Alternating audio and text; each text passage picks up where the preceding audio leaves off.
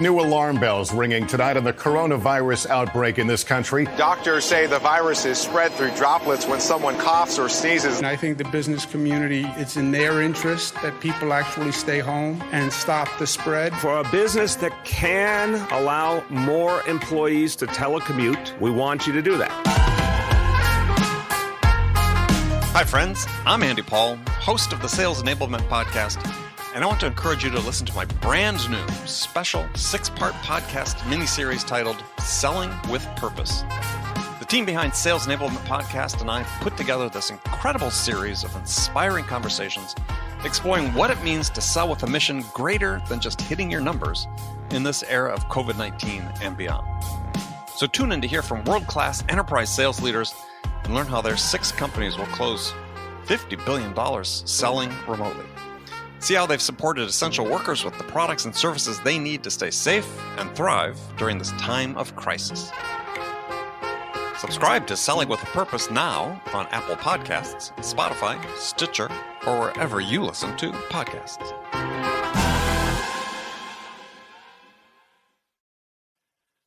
Guided Selling from RingDNA makes your entire sales team more effective by revealing exactly what reps should do and when to do it. Guided Selling works by transforming sales data into a curated list of prioritized sales actions. So when reps start their day, they'll never again wonder which prospects and accounts or hot inbound leads to reach out to next. Guided Selling even shifts reps' priority in response to real-time buying signals. Finally, even new reps can sell like seasoned ones. Let RingDNA be your guide to success. Learn more at ringdna.com/guided selling. That's ringdna.com/guided selling.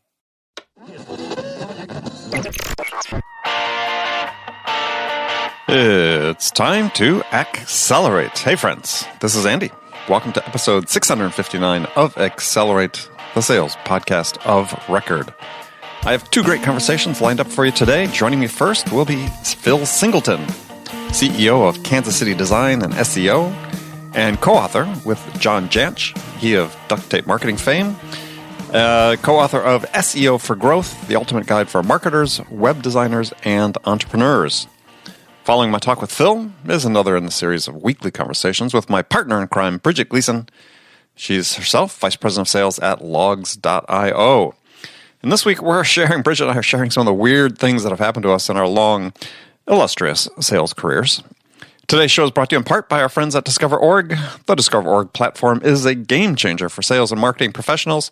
The feature-rich sales intelligence platform is supported by 250-plus researchers who continually update contact data and provide account-specific insight to help sales and marketing teams break ahead of the pack. See the product live at discoverorg.com/schedule-demo, discoverorg.com/schedule-demo.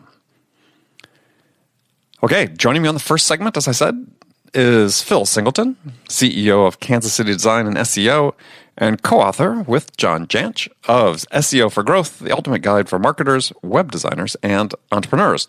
So today's segment is really one for entrepreneurs. We're having a conversation about how to cultivate and utilize your website as your marketing hub in order to maximize the revenue you can generate from really one of your core content assets. So lots of great advice and practical tips here today.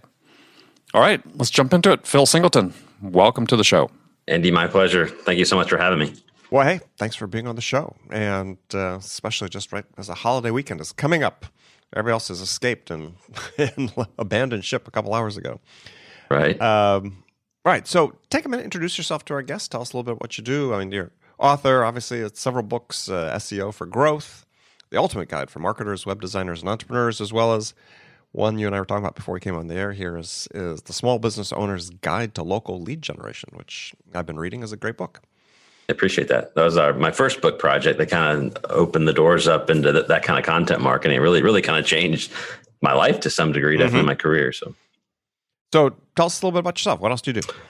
Yeah, well, I mean, I guess I'm technically a web designer by trade, although I got into this, and the reason I'm in digital is mostly because I'm so driven by search engine optimization. Really, I think Google's a monopoly. I mean, people think of it as a cool dominant tech company, but I think it's more than that. I think it's really a fundamental part of the modern purchase process. And I think they've got an unfair advantage there. And, at some point there'll probably be some government regulation is my guess. Well, but with the conversations, conversations, conversations the last several weeks have been happening about Facebook and Cambridge Analytica and Yes. so on. Yes, that Google will no doubt be swept up into some of that. Well, I tell people all the time that this week, and we've been talking about it, is people are concerned what Facebook has on them. Think about what Google's under the hood there. I mean, they know just about everything that, they you could imagine. I think about people. Well, if you're using Gmail, they most certainly do. But yeah, so I got into this. It's pretty funny. I'm an introvert by nature. I went to school and got a degree in finance. My first job out of school was at an insurance company. 3 years into it, I was absolutely miserable. Kind of this soul-crushing cubicle job that I had. I ended up trying to do something drastic, and I ended up packing my bags and moving to Asia one day. Parents thought I lost my mind, but I did a 10-year stint overseas in Taiwan. 10 years? Long. Yeah. My wife's Taiwanese. I met her there. We moved back here in 2005, and that's really kind of when at 35 years old, I'd never had done anything tech, in terms of coding or graphic design. 35 years old, I kind of made a promise I couldn't keep to some guy and said I was going to build him a website. And it was the ugliest little, Microsoft front page, purple and gold website, one pager. But, ended up getting him ranked. And he called me up one day and said, Phil, you've changed my business. You've changed my life. And finally, at 35 years old, I knew what I wanted to be when I grew up. Your calling. You had your calling. Exactly. And it was just kind of no looking back. But before that, I will say, while I was in Taiwan, I had this, through a series of kind of jobs that I had this like software company fall into my lap. The investment money was just there, and I had a production team, and I had a retail channel, online and offline. Just happened to be at the right time, the right place at the right time. And that's really what opened my eyes up into Google, because we were writing affiliate checks back more than 15 years ago for like $50,000, $70,000, $80,000 a month. And I was like, how is this happening? And then I saw Google. What was the product? It was called DVDX Copy. Oh, yeah. It was it sold hundreds of millions of dollars in online. I wasn't one of the owners, but Hollywood ended up shutting them down in the early 2000s. And it was illegal after that in the States, but it was still legal for the rest of the world. And I happened to be in Taiwan. I was helping this company grow their business outside of the U.S. And it was legal in Asia for a long time. But then the Hollywood studios came and lobbied to the rest of the countries, and then all DVD copying software basically became illegal. But that really, at that time, so I just happened to be at the right place at the right time. That's really how I learned about web design and SEO. And Google had a stranglehold, I think, over the purchase process, even back then, for people that were looking for that kind of software. Sure. And that's really what opened. I was like, we packed that up, sold that company, moved back to the States to start a family, did my first website, and that's rolled into an agency. That's how I got here today. Yeah. Well, I mean, the thing that certainly brought greater notoriety. So you've teamed up with John Jantsch, wrote this book on the SEO for growth. And John is sort of the acknowledged, certainly one of the most acknowledged experts in small business marketing, for sure, in that space. So how'd you get hooked up with John to do that? Well, really interesting there is that, again, introverted guy, fell in love with SEO and web design. For a long time with Google, you could move the needle for people and get leads and sales for them without ever having to talk to them or even have a website or do any kind of blogging or personal branding. Then Google came out and changed their algorithm and made it more punitive. And you started to hear about animals like penguin and panda and things that actually went after and penalized websites for kind of the spammy practices that people used to do for SEO to get results. Yeah, once that happened, larding keywords into copy and so on, right? Exactly. Getting volume-based backlink building, all that kind of stuff that now gets you into big trouble if you do that, in a scaled out way. So what happened is Google made these algorithms, and I saw that, hey, you can't get business or help people out the old way people were doing SEO. The new way is that, Google talked about content being king for a long time, but we all snickered and said, that's not really what gets people results. But then they changed it. And they started making things like content being important and all sorts of other outside factors, social media participation, trying to look for people, find ways out on the internet that established you or your company in terms of having expertise, authority, and trust, all that kind of stuff. They really went out there and changed their algorithm to go out and reach for those things. Well, that meant us SEO guys that wanted to survive, we had to become marketers. right? We had to become content marketers. We had to get out there and understand social media. So I went from this place where I could do stuff in my bat cave and never talk to people to having to go out there and do things that we're going to start with. So that's how I met with John. I figured, hey, I'm going to have to shortcut my way into some holistic marketing. I ended up reading duct tape marketing and figuring out, okay, I get this. He thinks like I do systematically. In fact, for a long time, the way we built websites was to reverse engineer them based on search engine behavior. Well, that's the big inbound marketing concept, duct tape marketing concept, reverse engineer your marketing around your ideal client. So I got into that and I figured, hey, I'm going to join up his network and figure it. And I became a duct tape marketing consultant. And I've been there for 3-4 years. But what's interesting about that, and I think what's kind of fast track my own path to maybe some personal branding, is you join into somebody like John, who's a handshake away. First of all, he's got his whole career and he was early on, doing this kind of stuff with duct tape, but he's also a handshake away from just about every influencer in the space out there. So I was able to join that network and give, and help educate and establish myself as a kind of an SEO authority within that group. And I earned John's trust. And I gave back to him and I ended up pitching. I said, hey, I've got my own idea for a book. Would you mind writing a forward for me? But I've got this other idea where you come in as a co-author and maybe we try and launch some other type of businesses off of it. And, I put my time in. I think I established and got some trust in a relationship with him and he ended up jumping on board. And that's how it happened. And I think that when I saw that, I was like, geez, I think other people could probably do the same thing, right? Where you don't just go in on day one and say, hey, John, will you write a book with me type of thing. Right. I had to put my time in, right, and prove myself. And really, I think the key to that is giving. I mean, you got to look for somebody that's going to look out for you and reciprocate. But I had to give a whole lot and work, I think, hard to earn that kind of trust for him to put his name on it. And that's how I did it. Yeah, well, I mean, I think that is sort of the primary lesson these days about content marketing is that content marketing is about giving first and foremost. And we're going to talk mostly about small business side of things here, and that's the part that seems to be the most difficult for small business, either entrepreneurs, business owners, marketing teams, is to have that consistency in giving and the patience, quite frankly, in giving, because everybody gets a little nervous and think, well, I just put a blog post and no one's responding to it, and that's okay. It takes a while to build that trust, as you talked about.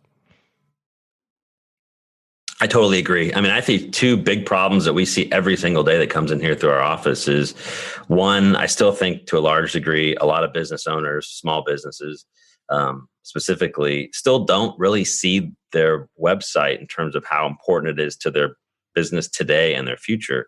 And that is, I think that still a lot of people look at it as a digital brochure and not as a marketing platform or as a place to store their body of work in terms of their knowledge and things like that. They look at it as being something static. I mean, I think there's sort of a set up and forget it mentality with small businesses. And it's like, I did that. That was table stakes. And thank you, Wix, Weebly, and GoDaddy, because I think they still brainwash people into thinking, hey, you should only pay $50 and put it up on the website, and that's all you'll need to do for your digital presence. And it's just not like that anymore. I mean, really, to me, that it has to be a marketing platform. It has to be your marketing hub. And then once you do that and set it up right, then you've got to fuel it with the things that we're talking about right now, right? You got to put content on it, one. And secondly, the people that do end up doing stuff, I think a big problem even to this very day is they'll leave their website as this static thing. And if they're going to put anything online, their best content, they end up putting it on somebody else's platform like Facebook or somewhere where it passes through real time today and never gets archived somewhere where it could show up for a search or something up on the search results. And I think that's a huge problem. Well, I think that's a good point. So, I mean, there's sort of two elements there. One is, the need to be creating content, which I think is the most daunting task for small businesses, is the idea of even a weekly blog, a monthly blog. I mean, I always can sort of tell when you go to a website and you look at their blogs. That's sort of the acid test for me. I go there and say, okay, when is the last one they did, or the last new piece of fresh content, whether it's not a blog or a podcast or a video or so on. And that, somebody's looking at your business. That says a lot about you if the most fresh piece of content you have out there is 4 years old. Couldn't agree more. So how do people get into the discipline with content marketing, small businesses in particular? understaffed, under-resourced. We were talking about this when I first started the show 2.5 years ago. It was a prime topic. It's still today. Yes. Is, the clients you work with and so on. So how do you get them in the discipline and the habit of creating content? I think the starting point is to first have people really buy into the mindset that, your website's like a landscaping for your house. I mean, you put it out there and it looks pretty once. You have to nurture it for it to get back and get some payback on it. But then how do you make it work for you? Well, we talked about having the content and people saying, hey, if I'm going to put anything online, they'll put it up on Facebook. Well, if you should treat your website as your content distribution platform. So if you got something cool to say, whether it's a picture or a post, the first thing I would say is put it on your website and share it out so that people have to come back to see the rest of it. And there's some kind of a digital trail back. And then you can talk about like Facebook pixeling and the ability to, remarket to them later. Mm-hmm. That's just a simple concept. But then you bring into a bigger point. It's like, if you're really going to get into content marketing, to me, a fundamental piece of inbound marketing and marketing today is still blogging, right? Because it's a way to establish authority on your website. It's a way to increase dwell time. Really importantly, it's a way to kind of start attacking those long tail keywords so that your site grows organically, draws people back to the search engines where you're kind of logging those different types of things. Mm-hmm. But how do you do it as a business owner? Because no business owner out there, first of all, most of us, including myself, I'm not a professional writer where it just rolls out. If I got to think about a blog post, we hem and haw over it. And since we're not writers, we end up spending a lot more time doing that, where that's valuable time that we could be used to doing operational things in our company or doing our own lead generation to bring in. So the way I get around it and the way our clients get around it is we have to find writing resources, third-party writing resources. We do the keyword research. We and the clients, as the owner, do the keyword research and figure out what keywords and what topics are important for your business.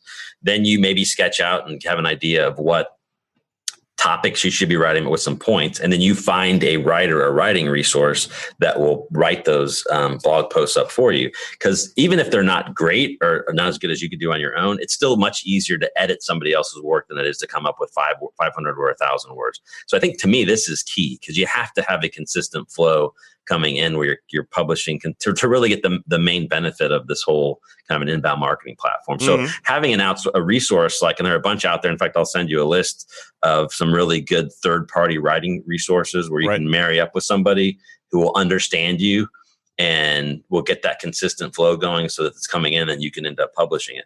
I'm going to take it one step further, where I think this is really important, is because you can get way more bang for the buck. Is I think not only is blogging important and having a writing partner important and making sure that you're factoring in like your SEO goals and things and keyword research and topics and stuff, but doing so in a way where you're writing out series of blog posts and like a 10 and 15 of them can be much more beneficial to you and your business than writing them out just kind of one at a time. Because what we like to try and do, and even for ourselves and for everybody, is, let's write a series that could be like a how-to series or something else that we could stitch together into an ebook as a call to action of the website.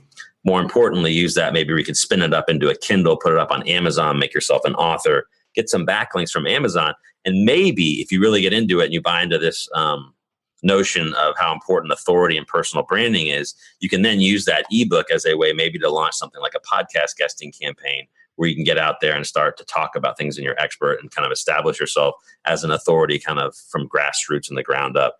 That's something you can't, if you just do independent blog posts on topics, you can't get that whole process going because there's no way to then stitch together 10 random blog posts and turn it into a book and ebook. And you have to kind of think about it in the head time. But if you do these things strategically and you have a writing partner for a little bit of time, you can get a massive amount of value that way. And I think this is an important thing that we're trying to all do as small business owners is how can we spend a little bit of time, a little bit of money to get our expertise out, but leverage it in a way that really counts online and stuff like that I think that really works.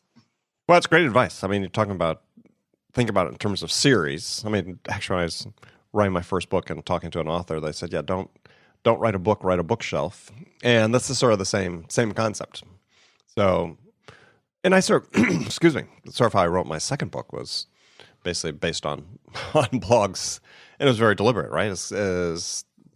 They sort of didn't come out chapters at a time, but I knew it as I had the plan in the background and I was writing them in such a way that, yeah, I mean, sort of half the book maybe was largely written even before I started writing a book. But I think for the small business marketing, sales leaders, marketing leaders, entrepreneurs listening to the show, it's really a great recommendation is, do a series. You can repurpose it into an ebook, which can be a lead magnet, into, as you said, upscale it into a Kindle perhaps.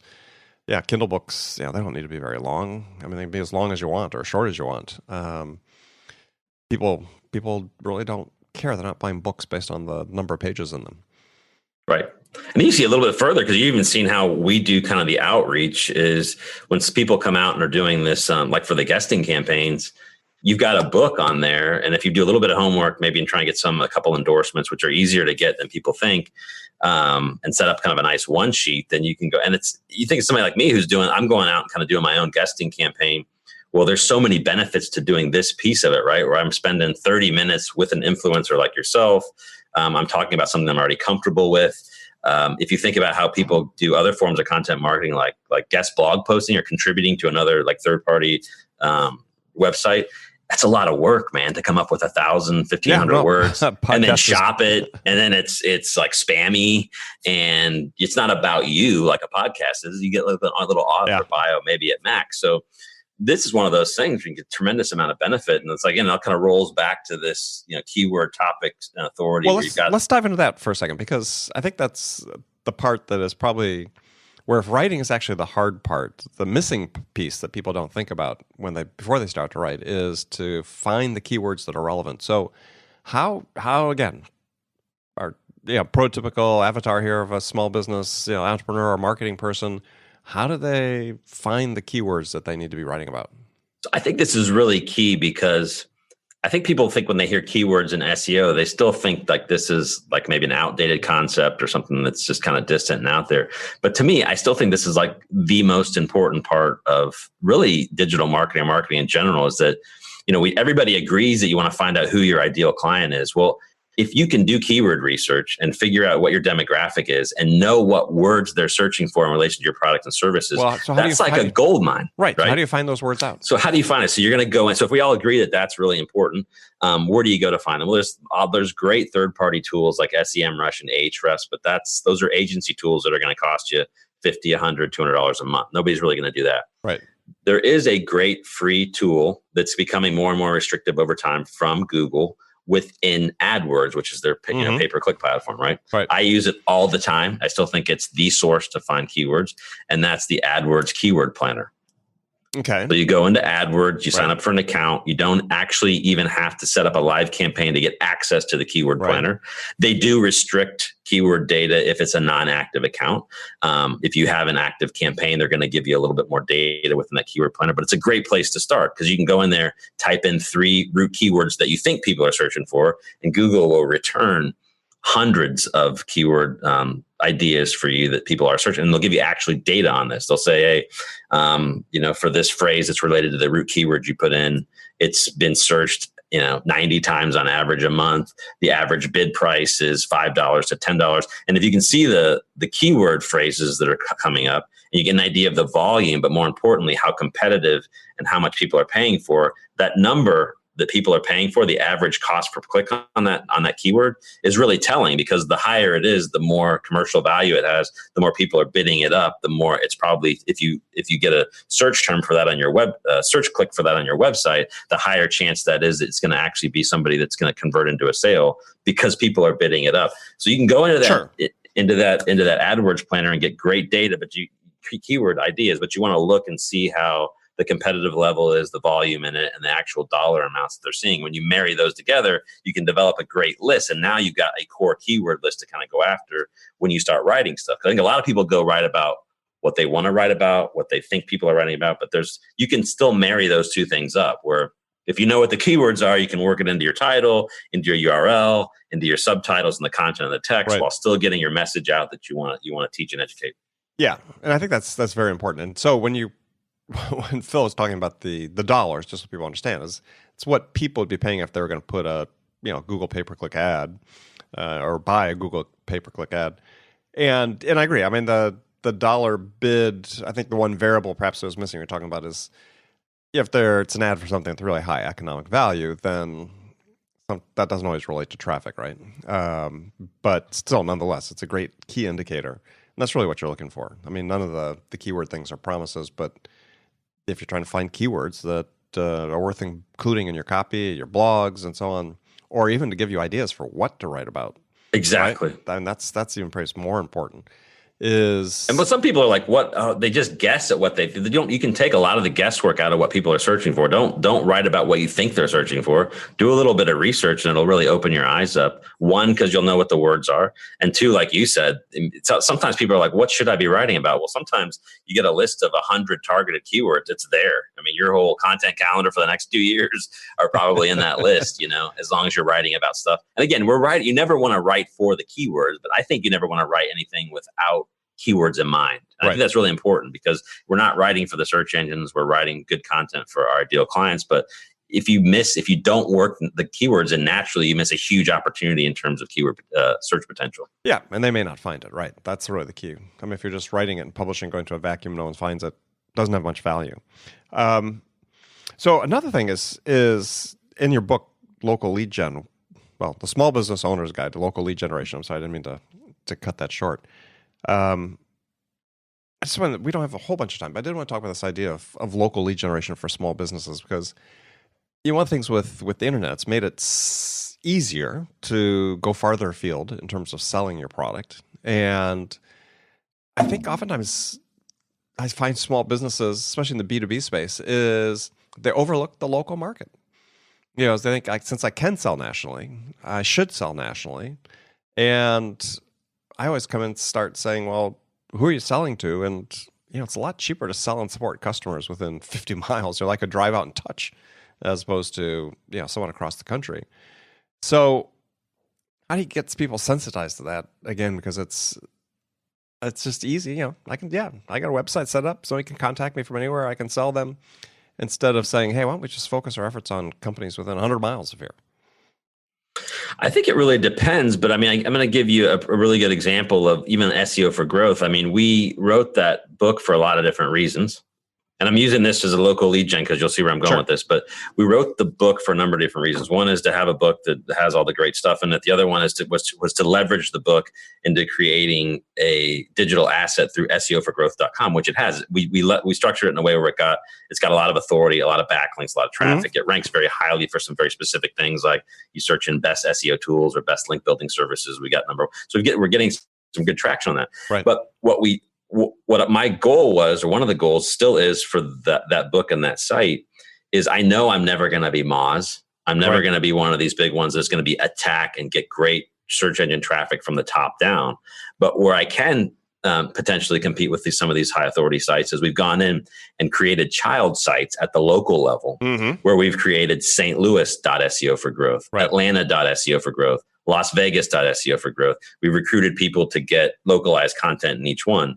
Now we've set up each one. I'm going to steal that idea, by the way. We do a search right now for St. Louis SEO. It's like one or two in the maps. And look, if you do it Las Vegas SEO, if you do Toledo SEO, Little Rock SEO, all of them rank in the top 3. Now, so we're basically attacking the entire national market city by city with a local approach. That's where a lot of these big high authority sites are vulnerable because I can march in at the city sites and then collectively, when each one of these little sub sites starts to gain its own authority, it's going to help the mother site rank more. And then maybe I'll sneak in the course of 2 or 3 years, and you'll start seeing SEO for growth competing with some of these national, because they I don't want to say they missed the boat, but they're not set up, and they didn't sneak. So that's a way I think people can go in with a kind of a localized national strategy and just try and win those battles at the local level by investing in little microsites, websites, and content at the local level. So do you actually create a little micro website for each of the URLs, or you just direct them to your main one?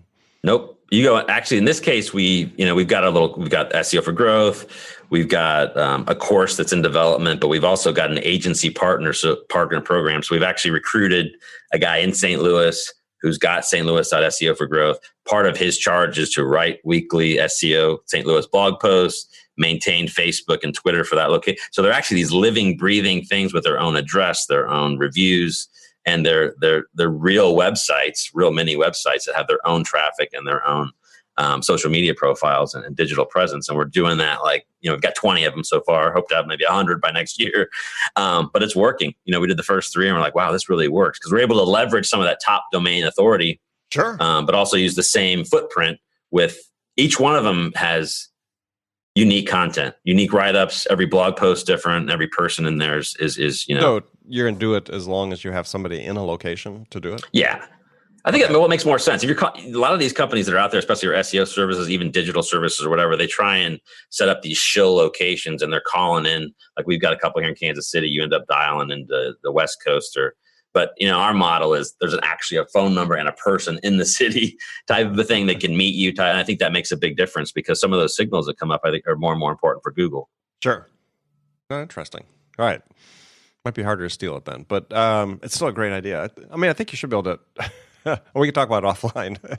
Sure. As I ramble through my own mind about, okay, how can I use that idea? All right. Well, steal away. Yeah, everybody.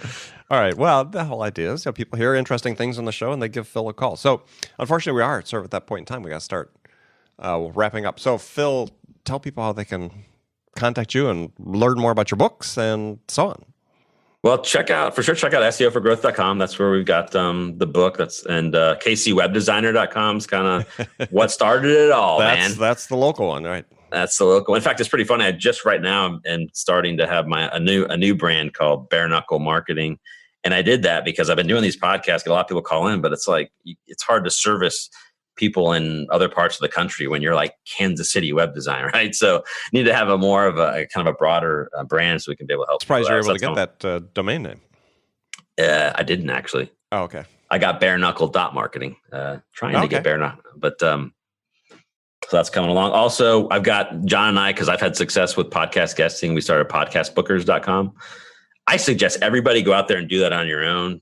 Package yourself, build your authority. You can outreach to folks. Just don't spam them. Make sure if you're going to try and get on somebody's podcast that you show how you're going to add value. But we've got you see this all the time, Andy, yourself, because I'm sure you're getting pitched like a couple times a day. Well, if only we're that little.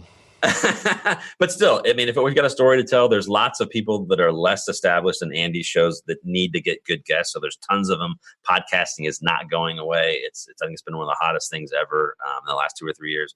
I think for me, it's been the biggest bang for buck of any tactic I've done in 12 years in terms of doing this, because you go out there, you leverage somebody's audience, you get backlinks from the show. It just covers so many different areas. So podcastbookers.com, check that out, or go look into doing your own guesting campaign. And I'll also send you a link on a good writing resource. Yeah, please do. And we'll put it up on the website when this episode posts. And that's it, man. All right. Well, Phil, thank you very much. Thank you, everybody. And thank you, Andy. Thank you. Thank you, Phil. Again, that was Phil Singleton, CEO of Kansas City Design and co-author with John Jantsch of SEO for Growth, the ultimate guide for marketers, web designers, and entrepreneurs. Joining me next is my usual partner in crime, Bridget Gleason, Vice President of Sales at Logs.io. And today, Bridget and I, we're swapping stories about some of the times when we were wondering whether being in sales was actually worth it, like during travel disasters, customer disasters, and general disasters. So it's a fun conversation. Make sure you join us for that. All right, Bridget, how are you doing? Andy. Fantastic. Great. Are you accustomed to Wednesdays yet? No, Wiley Wednesday. No, Wiley Wednesdays. Oh gosh, that's right. We've really fallen down on the job. We thought we were going to name. I said Wednesdays. Wiley Wednesdays. I just named it. Okay. Wiley Wednesdays. Like Wiley Coyote? Yeah, Wiley Coyote. That's what it is for now until we change it. All right. Wiley Wednesdays. Let me write that down, see if I remember that. Okay. Wiley Wednesdays. So here's a question for you. And I can't wait. Yeah. Yeah, okay. So have you ever had those moments where you think to yourself, gosh, is being in sales really worth it? And I sort of I don't know if I want to answer this on air. Okay, yeah. Well, I've written about this a bunch lately. I sort of include little snippets in my newsletter about this because, I like you, maybe even more so than you. I've spent years traveling around the world for sales, and I've had all sorts of incidents with airplanes and other modes of transportation and so on. Just sort of thinking, okay, if this was really my day, if this was it for me, how stupid that I was on some sales trip instead of being home with my family or whatever. I just wonder, have you ever thought about that? And I was sort of thinking about that because the day we're recording this is the day that there was this incident on the Southwest flight where an engine exploded and shrapnel from the engine hit the fuselage, killed one of the passengers, unfortunately, very sadly, and injured a number of others. And it's just like, if I'd been on the first thought to my mind, if I'd been on that plane, I was on a sales trip, going to call a customer, it's like, just not worth it. Okay. So two questions. Do I ever think, God, is it really worth being in sales? All the time. Well, mostly, I was just thinking about, the weird things that happen to us, right? I mean, I'm not talking about the existential angst we all have at the time about our career choice, even though we've been in it. You and I have been in it for decades apiece. But, yeah. But, I'd started writing these down a few weeks ago because, I've had almost a handful of emergency landings on airplanes that were, kind of concerning. And, I've had gunshots fired at me when I was on sales calls and so on. Not by the prospect, but by I was going to say, what kind of techniques do you have? Well, it's funny. So the first one was first job out of school. I was in Oakland, where part of my territory was. And actually, I was on a sales call with one of my sales reps. And as we're leaving the meeting from the customer, we're in their parking lot in sort of a warehouse district. And we're getting in the car. We hear this gunshot. And, a bullet hits the front driver's side quarter panel, up near the engine. And we got in the car in a big hurry. I literally had this, funny thought in my mind. Is like, okay, well, I didn't think the meeting went that badly, but that's great. But I don't know. I just think it's been out there for a long time. There's crazy things that happen to you. Well, at the time of this, also, I'm getting ready to go to Israel, and there's a lot of stuff happening over in the Middle East. Now, forever, always. Always, yeah. But tensions are certainly heightened right now, yeah. So do I ever think, gosh, kind of the weird and look at this weird, wacky Wednesday. Weird, wacky Wednesday. The weird, wacky things that can happen. Do I think, God, here, am I risking life and limb in this job? Nah, not so much. I think they can happen walking down the street. So I don't think about it. Mine is probably more existential. It wouldn't matter what I was doing. There's a lot of things I'm interested in. And sales certainly keeps me interested and on my feet and challenged, which I do love. There's a lot about it I love. Otherwise, I wouldn't keep doing it. But I don't worry so much about the weird and wacky things that may happen while I'm traveling. Just me. Well, that's part of it. I mean, the travel. I mean, I certainly have, as I said, had my fair share of those.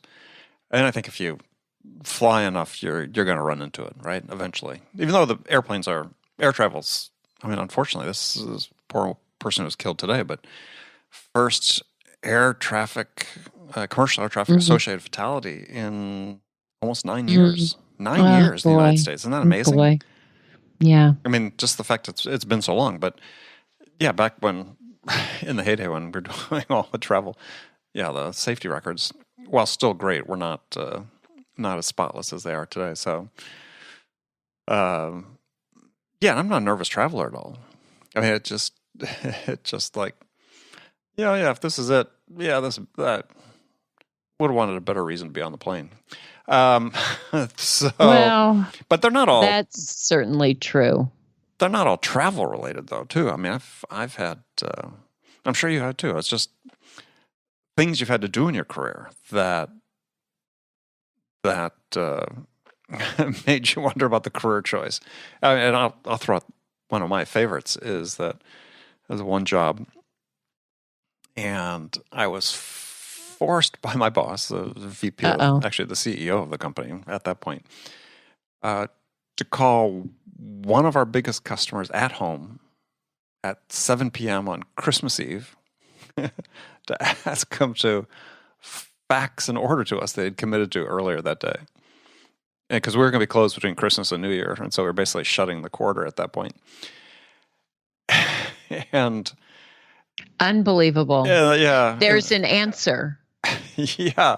If he asks, there's an answer.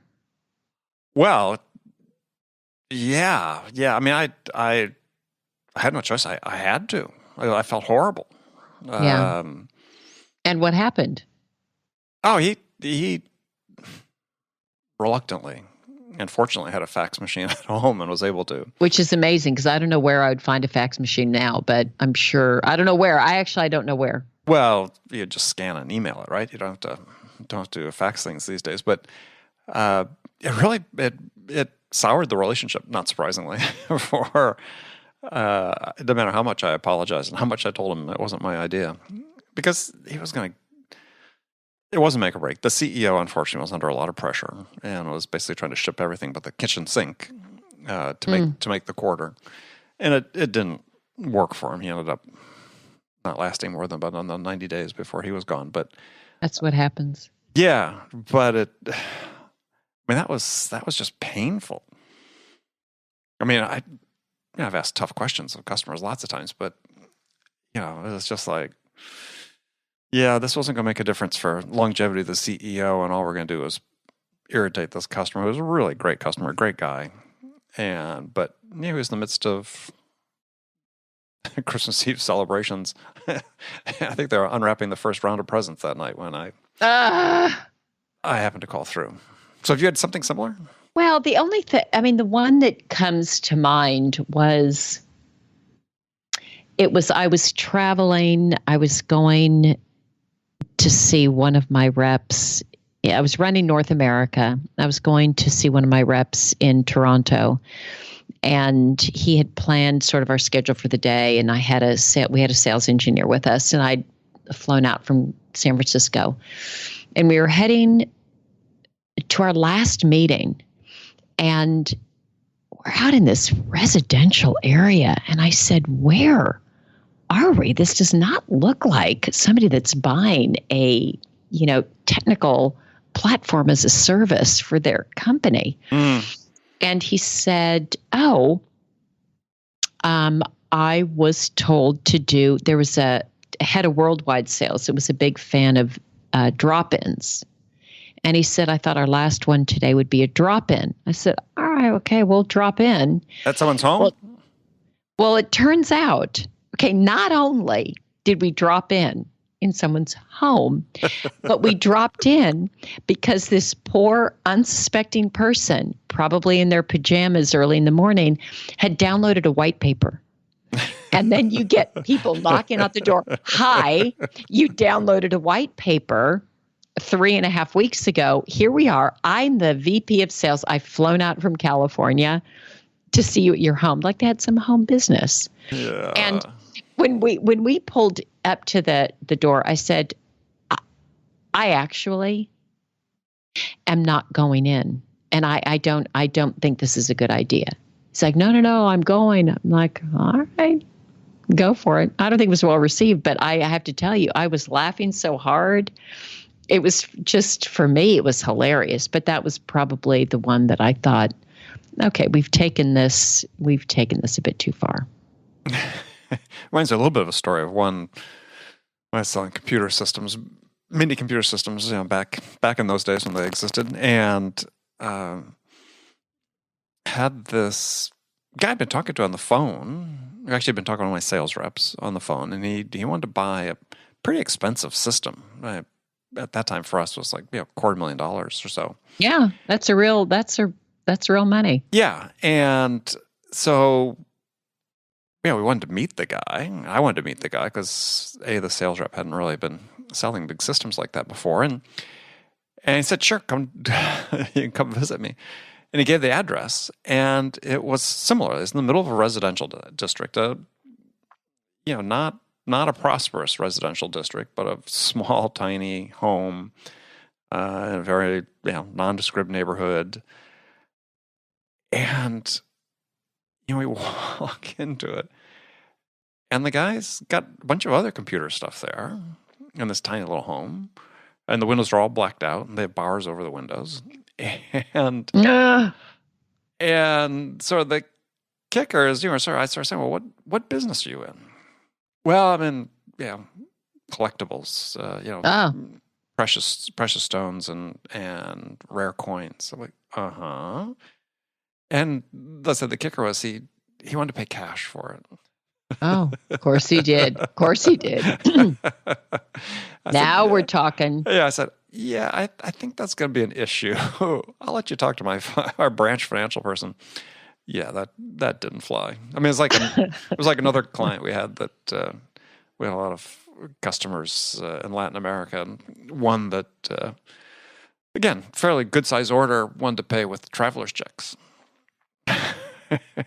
That's not going to work either. No, we were talking about north of $100,000. They wanted to pay traveler's checks. Yeah, I've got traveler's checks. Yeah, no, I don't know. I don't think so. Again, I'll have you talk to our financial person. So, yeah, those are great. Those are actually a little more fun than some of the bad ones. When I'm talking about Canada, I mean, I had one that one dad we're doing a joint venture with a big company in Canada, and with a startup I was at. And so I had to fly into Ottawa, and I got in to meet with the company, and I got in kind of late. It was about 11 p.m. at night, sort of, when I was getting in there. And a Canadian immigration official said, so, how long are you going to be here? A couple of days. What are you doing? I'm here in business. So who are you meeting with? And I said, well, I'm not sure I can tell you because we've got an NDA signed on this. Not a Donald Trump NDA, but a real NDA with real names. And I said, well, no, I need to know who you're going to be talking with. I said, so I finally gave the company name. Reluctantly. He said, so who are you meeting with? I said, well, I really can't tell you that. I can't share that. What are you going to talk about? I can't I've got this. Yeah. That too. I can't share. Yeah, he wasn't really interested in letting me into the country at that point. And so I sort of got put in this room where I sat for almost 2 hours. It was like the penalty box almost in a hockey game. In the meantime, all these people entering the country. This girl had brought in her boyfriend from Latin America somewhere or something who had no papers, no visa, something. She got in, he got in. I'm sitting in this room. It's like, just because I wouldn't tell them exactly the agenda of the meeting we were having. Eventually, they got tired of having me there, and they let me go. But they kept me there until almost 2 hours. Oh, gosh. Yeah, not quite as fun. No, and actually, you think, Canadians are just so nice, right? That's the reputation, just so nice. I think I got on the wrong side of this person, and they were at the end of their shift, and they were unhappy or something. But, that one was not good. Again, had me rethinking. It was the middle of winter too. Another getting back to the beginning, rethinking the career. Yeah, well, yeah. Well, I thought you had another story on that. No. I'm just saying we've come full circle. Yeah, I know. It comes up. I said, what's the most painful call you've ever had to make to a customer? Oh, that one is very clear. It was to Oracle when we were selling them. It was when I worked for. Yeah. It was Hewlett Packard's largest. The painful memories are flooding back in as you take that deep sigh. Yeah, we were at HP's largest technical VAR, and they'd ordered a bunch of stuff from me and some services, and it was late, didn't come in time. And to call him and tell him, and he needed it. There's nothing I could do. It was HP was late. I couldn't get, and just having to listen to him rage, and he was right. So, when somebody's counting on it, and that was bad. That was you can still feel it in your voice. Oh, I can still feel it. Definitely. Yeah, I mean, one of my worst calls is after the guy at Christmas time was I'd spent 2 weeks in Hong Kong negotiating a large deal with one of the largest telecom providers in Asia. And this had a lot of custom development efforts in it. But I said, we had to validate every delivery date, every feature, and so on. We had our engineering department on the line with us. I was there with our VP of legal and going through this. And we were wrung out at the end, but we got the deal done. Fly home, get home midday, decide, okay, I'll take the rest of the day off. Go in the office the next day. So basically one calendar day after we signed the deal. And the VP of engineering said the delivery schedule had slipped by 6 months already. It was like, you call the customer. No. That's right. No, you call the customer. That's your job. Painful. Painful. But here we are. Still, we lived through that. Resilience. That's one of the key things. The key skill. Key skill. Key skill. It is a skill. Actually, we're going to talk about that in another episode. We got that planned. So, all right, Bridget, Andy, as always. Until next time. Until next time. Wiley Wednesday. Yeah. Wacky Wednesday. Wacky Wonderful Wednesday. All right, one of those will stick for sure. All right, thank you. We'll talk to you shortly. All right, have a good one. Okay, friends, that was Accelerate for this week. First of all, I want to thank you for joining me, and I want to thank my guest, Phil Singleton, and my good friend, Bridget Gleason. Join me again next week as I welcome Mike Schultz back to Accelerate. Mike is the president of the RAIN Group, and we're going to talk about a new research study released by the RAIN Group titled 5 Sales Prospecting Myths Debunked. Now, you definitely want to listen to that. And of course, no Accelerate would be complete without sharing more stories with Bridget. And as always, she'll be joining me for our weekly conversation. Be sure to join us then. Thanks again to our sponsor, Discover.org, for their ongoing support of Accelerate. Thank you again for joining me, and until next week, good selling, everyone.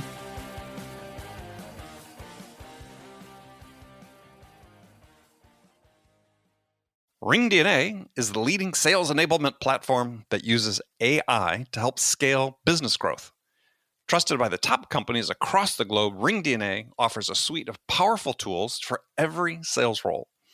The RingDNA Dialer radically improves sales productivity and call connection rates, while guided selling helps reps know exactly what to do and when to do it.